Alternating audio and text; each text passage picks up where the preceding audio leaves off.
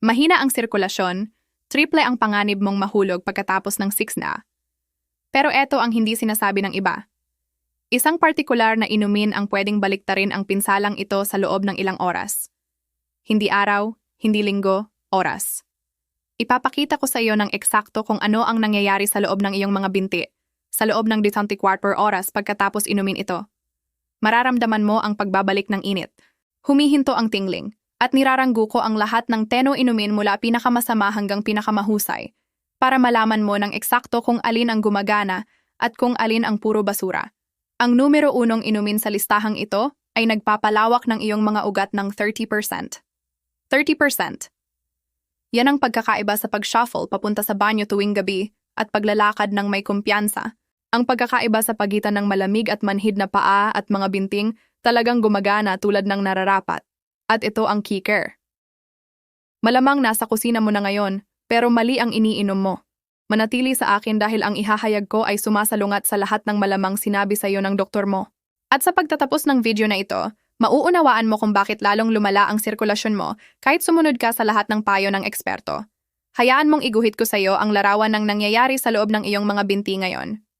Pagkatapos ng siksa, ang iyong mga daluyan ng dugo ay nagsisimulang gumawa ng 70% mas kaunting nitric oxide, 70%. Ang nitric oxide ang master molecule na nagpapanatiling relaxed at malawak ang iyong mga ugat. Kung wala ito, literal na lumiit ang iyong mga daluyan ng dugo. Nagiging matigas sila, nagiging makitid, at nahihirapang makarating sa iyong mga paa ang dugo. Hindi lang ito tungkol sa malamig na daliri ng paa. Kapag bumaba ang sirkulasyon, lahat ay nawawasak. Ang mga kalamnan mo ay hindi nakakakuha ng oxygen. Nagbubuo ang mga dumi. Bumibilis ang pinsala sa nerbiyos. At eto ang pinakanatatakot sa akin. Nagsisimulang mabuo ang maliliit na clots sa mga makitid na daluyan. Hindi mo makikita. Hindi mo mararamdaman. Pero nandyan sila at dumadami araw-araw. Sasabihin sa iyo ng medical establishment na uminom ng aspirin, gumalaw pa, itaas ang mga binti. At oo, nakakatulong ng kaunti ang mga iyon.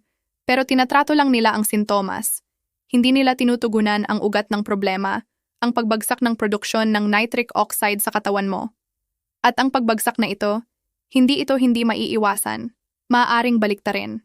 Pero kailangan mong intindihin ang agham bago tayo dumiretso sa mga inumin. Ito ang nagbabago sa lahat. May mga particular na inumin na nagpapilit sa katawan mo na muling gumawa ng nitric oxide, hindi sa pamamagitan ng mahiwagang proseso, sa pamamagitan ng basic biochemistry na napatunayan sa mahigit 3,000 clinical studies. Ang katawan mo ay nagko-convert ng specific compounds sa mga inuming ito tungo sa nitric oxide. At kapag binaha ng nitric oxide ang sistema mo, nagre-relax ang iyong mga ugat sa loob ng ilang minuto. Pinag-uusapan ko ang vasodilation. Yan ang magarbong termino para sa pagbubukas ng iyong mga daluyan ng dugo na parang highways imbes na manatiling nakakuyom na parang baradong eskinita. Kapag nangyari ito, ang daloy ng dugo sa iyong mga binti ay pwedeng tumaas ng 40 hanggang 60% sa isang araw. Mararamdaman mo agad. Nawawala ang bigat. Humihinto ang pulikat. Nagiinit ang iyong mga paa. At sa loob ng mga linggo, nagsisimula ang tunay na paggaling. Nabubuo ang bagong capillaries. Gumagaling ang function ng nerbiyos at bumababa ng husto ang panganib mong mahulog. Pero ito ang kritikal. Hindi lahat ng inumin para sa sirkulasyon ay ginawa ng pantay. May mga kumpletong scam. May gumagana pero may mapanganib na side effects at ilan ay absolute game changers na abot kaya lang kada serving.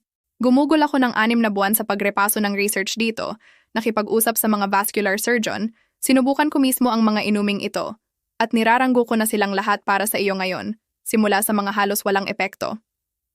Inumin bilang 10, ordinaryong tubig. Simulan natin sa obvious plain water.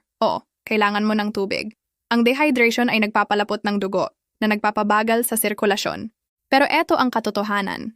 Walang gustong aminin na ang tubig lang ay halos walang ginagawa para sa sirkulasyon pagkatapos ng 60.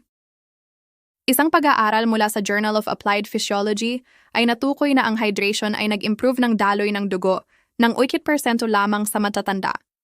8%. Hindi sapat yon para magkatunay na pagbabago kapag may 70% nitric oxide loss ka. Simple lang ang problema. Walang nitrate compounds ang tubig. Hindi ito nagtitrigger ng vasodilation. Pinapanatili lang nito ang baseline function. Isipin mo ito bilang pagpigil sa sasakyan mo na masira kumpara sa tunay na pagpapagana nito ng mas maayos. Kailangan mo ng tubig. Uminom ng 8 baso araw-araw. Pero huwag asahan na aayos nito ang sirkulasyon mo. Ito ang pundasyon, hindi ang solusyon. Score 2 sa 10, kinakailangan pero hindi sapat. Inumin bilang siyam, green tea. Laging hinahype ang green tea at oo, may kakans ito na nagpapahusay sa vascular function, pero minimal ang epekto para sa sirkulasyon ng binti partikular. Ipinapakita ng research na ang green tea ay nagpapataas ng flow-mediated dilation ng humigit kumulang 12%. Mas mabuti kaysa tubig, pero kulang pa rin. Eto kung bakit.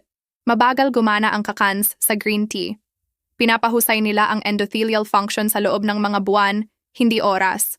Dagdag pa, may timing problem. Gumagana lang ang green tea kung iniinom mo ito ng tuloy-tuloy sa loob ng 8 hanggang 12 linggo. Kung makaligtaan ng ilang araw, mawawala ang benepisyo. At ang caffeine ay maaaring magdulot ng vasoconstriction sa ilan na winawasak ang layunin. Huwag mo akong maliitin, may iba pang benepisyo ang green tea. Antioxidants, boost sa metabolismo, kalusugan ng utak. Pero para sa sirkulasyon ng binti pagkatapos ng sixta, hindi ito mabilis na nagbabago. Isang bagay pa, mali ang iniinom ng karamihan. Gumagamit sila ng kumukulong tubig na sumisira sa 50% ng kakans. Kailangan mo ng tubig sa maximum na 77 degrees C, score 3 sa 10. Katamtamang benepisyo, mabagal na resulta. Inumin bilang 8, katas ng tart cherry. Ngayon ay may nararating na tayo. Ang katas ng tart cherry ay naglalaman ng anthocyanins na nagpapababa ng arterial stiffness. Isang pag-aaral sa American Journal of Clinical Nutrition ay natukoy na ang tart cherry juice ay nag-improve ng daloy ng dugo ng 18% pagkatapos ng 12 linggo. Hindi masama. Binabawasan ng anthocyanins ang pamamaga sa dingding ng daluyan ng dugo na nagpapahintulot na mas madaling mag-relax. Pero eto ang problema. Punong-puno ito ng asukal. Isang baso ay may 30 gramo ng asukal na nagpapataas ng insulin at maaaring aktwal na makapinsala sa sirkulasyon sa maikling panahon. Isang hakbang pasulong at 2 hakbang paatras at mahal ito. Ang quality tart cherry juice ay nagkakahalaga ng humigit kumulang 400 kada bote. Kung iniinom araw-araw, 2,500 kada buwan.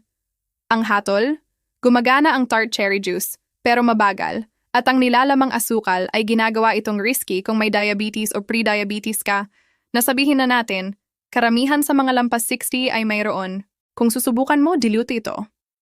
Isang bahagi juice sa 3 bahagi tubig. At inumin lang sa umaga para mabawasan ang epekto sa asukal sa dugo. Score 4 sa 10. Gumagana pero may malalaking drawbacks. Inumin bilang 7, katas ng pomegranate.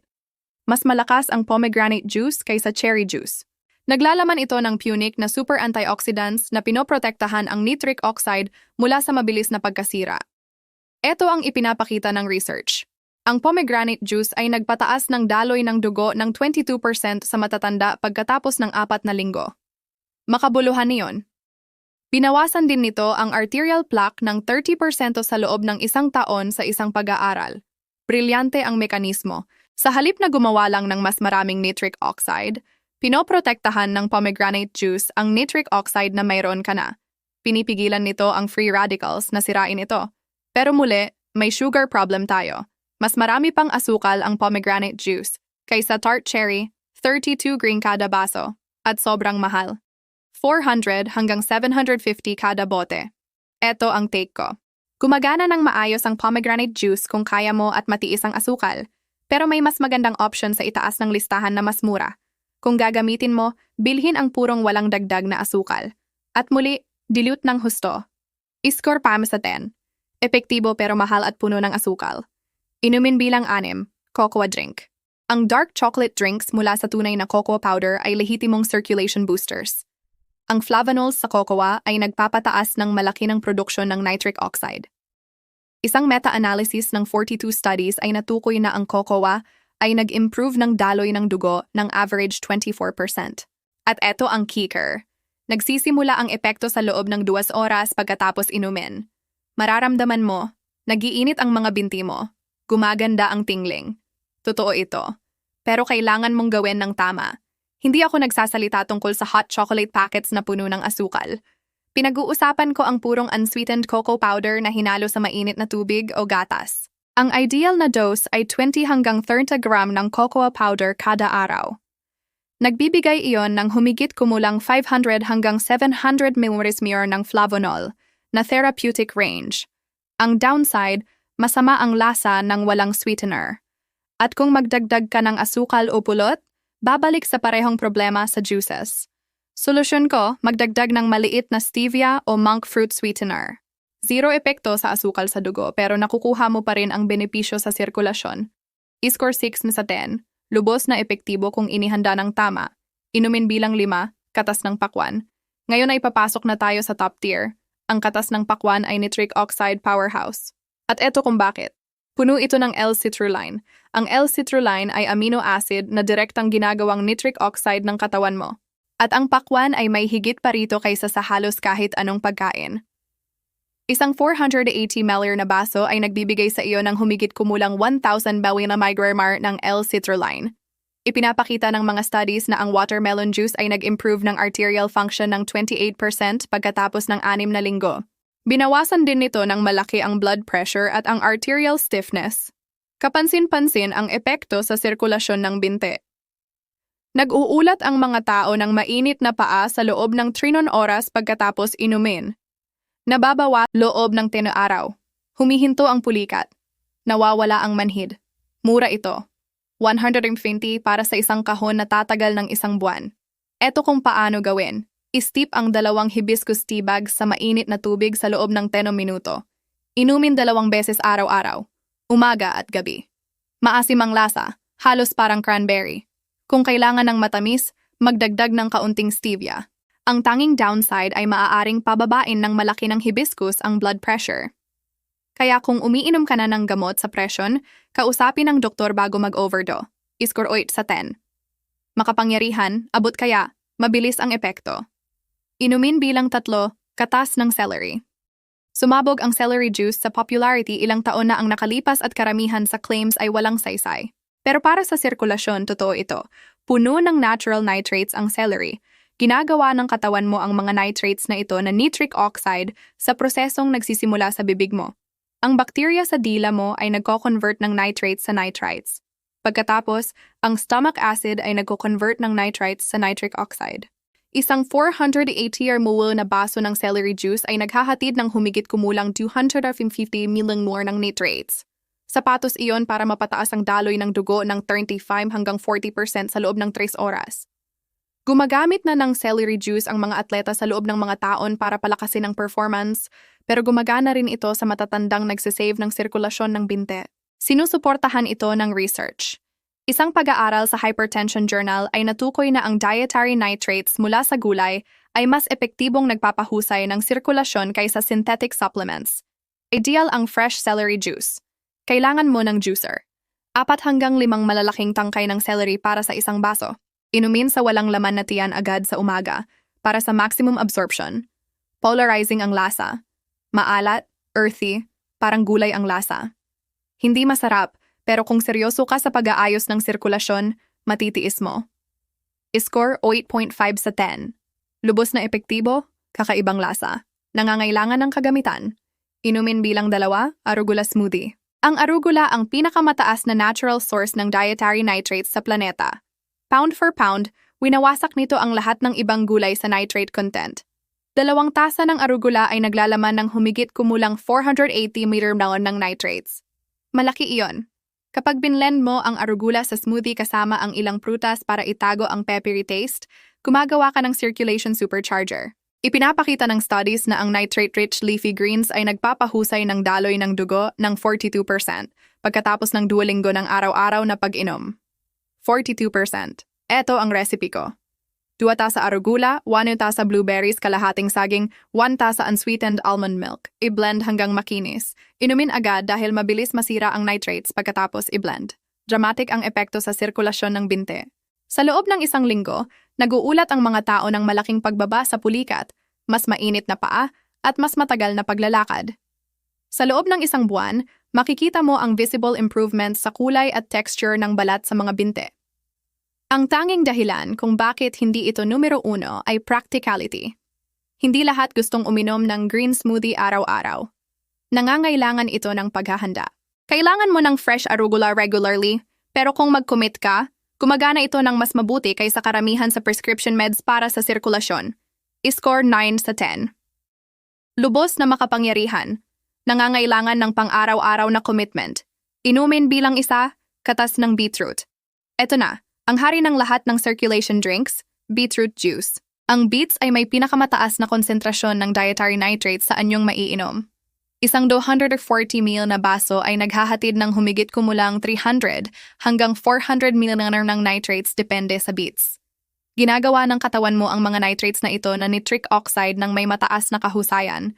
Tumataas ang daloy ng dugo ng 30 hanggang 50% sa loob ng 2 hanggang 3 oras. Napatunayan ito ng studies sa flow-mediated dilation tests, blood pressure measurements, at arterial stiffness assessments. Pero ito ang nagiging special talaga ng beet juice. Mabilis itong gumagana at sustained ang epekto. Hindi tulad ng ilang inumin na nagbibigay lang ng temporary boost, ang beet juice ay nagdudulot ng lasting improvements sa vascular function. Isang landmark study sa Journal of Applied Physiology ay natukoy na ang matatanda na uminom ng beet juice araw-araw sa loob ng 15 araw ay nagpakita ng 45% improvement sa daloy ng dugo sa binte, 38% reduction sa arterial stiffness, 22% improvement sa walking endurance, malaking pagbaba sa claudication pain. Naguulat ang mga tao ng mas mainit na binti sa loob ng oras. Humihinto ang pulikat sa loob ng ilang araw at sa loob ng 2 linggo, life-changing ang pagkakaiba. Ito kung paano gamitin ng tama. Uminom ng 240 ml ng purong beetroot juice tuwing umaga sa walang laman na tiyan. Critical ito. Walang laman na tiyan ay nangangahulugan ng maximum absorption. Bilhin ang purong walang dagdag, pressed beets lang, wala nang iba. Karamihan sa mga grocery ay mayroon na nito sa humigit kumulang 300 hanggang 400 kada bote. Pwede mo ring gawin mismo kung may juicer ka. 4 na katamtamang beets ay gumagawa ng humigit kumulang 240 ml ng juice. Earthy at matamis ang lasa. May gustong-gusto ito. Ang iba ay matitiis dahil sobrang dramatic ng resulta. Isang babala. Maaring maging pink ang ihi mo. Huwag magpanic. Completely harmless. Tinatawag itong bituria at nangyayari sa 10 hanggang 15% ng mga tao. Isa pang babala, may oxalates ang beets. Kaya kung may history ka ng kidney stones, kumonsulta sa doktor muna. Pero para sa karamihan ng mga lampas 60 na nahihirapan sa sirkulasyon ng binti, ang beetroot juice ang pinaka-epektibong inumin na maaari mong inumin, I-score 10 sa 10. Pinakamataas na epektibo, napatunayan na resulta, abot kaya. Ngayon, sasabihin ko sa iyo ng eksakto kung paano ipatupad ito. Simulan sa beetroot juice tuwing umaga. 240 ml, walang laman na tiyan. Ito ang pundasyon mo. Sa hapon, idagdag ang hibiscus tea o celery juice kung gusto mong pabilisin ang resulta. Hindi mo kailangan ng pareho. Pumili ng isa at maging consistent. Kung gusto mo ng maximum impact, isama ang arugula smoothie 3 hanggang 4 na beses kada linggo. Sa loob ng 3 araw, mararamdaman mo ang mas mainit na binti. Sa loob ng 1 linggo, nababawasan ang pulikat. Sa loob ng 2 linggo, mapapansin mo ang improved walking ability at mas mababa ang panganib mahulog. Sa loob ng 1 buwan, lubos na mapapahusay ang sirkulasyon mo kaya magugulat ang doktor mo sa susunod na check-up. Pero ang consistency ang lahat. Hindi mo pwedeng inumin ang beetroot juice ng 3 araw lang at asahan ang permanenteng resulta. Ito ay pang-araw-araw na gawain tulad ng pagsipilyo ng ngipin, tulad ng pag-inom ng gamot mo. Ang pagkakaiba ay talagang gumagana ito at nagkakahalaga lang ng humigit kumulang 1,500 kada buwan. Ihambing sa prescription meds na nagkakahalaga ng 1,000 at may side effects na mas mahaba pa sa braso mo. Huwag gawin ang mga kritikal na pagkakamali. Una, huwag haluan agad ng pagkain ang mga inuming ito. Kailangan sa walang laman na tiyan para sa maximum nitrate absorption. Maghintay ng 2 minuto bago kumain. Pangalawa, huwag gumamit ng mouthwash agad pagkatapos uminom ng nitrate-rich beverages. Pinapatay ng mouthwash ang bakterya sa bibig mo na nagko-convert ng nitrates sa nitrites. Winawasak mo ang benepisyo. Pangatlo, huwag asahan ang overnight miracles. Mararamdaman mo ang ilang improvement ng mabilis, pero ang full vascular healing ay tumatagal ng linggo. Pang-apat, huwag itigil ang iyong prescribed medications nang hindi nakikipag-usap sa doktor. Sinusuportahan ng mga inuming ito ang sirkulasyon, pero kailangan mo ng medical supervision para sa malalaking pagbabago. At sa wakas, huwag bumili ng processed, sugar-loaded versions ng mga inuming ito. Purong-purong lahat. Basahin ang labels. Iwasan ang added sugars, preservatives, at artificial ingredients. Eto talaga ang ibig sabihin nito. Gusto mag-heal ng katawan mo. Gusto gumana ng maayos ng iyong mga daluyan ng dugo, pero kailangan nila ng tamang raw materials. Sa loob ng mga dekada, sinabi sa iyo na ang pagbaba ng sirkulasyon ay hindi maiiwasan sa pagtanda. Kasinungalingan iyon, naiiwasan ito. Maaaring baliktarin, pero kailangan mong bigyan ang katawan mo ng kailangan nito. Ang mga inuming ito ay nagbibigay ng concentrated doses ng eksaktong compounds na kailangan ng iyong vascular system para gumawa ng nitric oxide. Hindi ka nakikipaglaban sa pagtanda. Inaayos mo ang nutritional deficiency na nilikha ng modernong diet. Ang mga lolo't lola mo ay kumakain ng beets, leafy greens, at gulay na puno ng natural nitrates. Tayo hindi na. Kumakain tayo ng processed foods na walang mga compound na yon at nagtataka tayo kung bakit bumibagsak ang sirkulasyon natin pagkatapos ng 60. Hindi ka sira. Ang diet mo ang sira. Ayusin ang diet. Ayusin ang sirkulasyon. Ito ang challenge ko sa iyo. Mag-commit na uminom ng beetroot juice tuwing umaga sa loob ng 30 araw. 30 araw lang. Subaybayan kung ano ang nararamdaman mo. Pansinin ang pagbabalik ng init sa mga binti mo. Bigyang pansin ang pagkawala ng pulikat. Panoorin ang pagbuti ng iyong walking endurance. Kumuha ng larawan ng mga binti mo ngayon. Kumuha ulit sa loob ng 30 araw. Makikita mo ang visible differences sa kulay ng balat at pamamaga. Gumagana ito. Bulletproof ang science. Totoo ang mga resulta, pero kailangan mong talagang gawin. Hindi aayos ang sirkulasyon mo ng mag-isa. Ang mga inuming ito, ang solusyon mo. Simulan bukas ng umaga. 240 ml ng beetroot juice, walang laman na tiyan, 30 araw. Pasalamat sa iyo ang iyong mga binti. Pasalamat sa iyo ang iyong mobility. Pasalamat sa iyo ang iyong kalayaan. Ayusin natin ito simula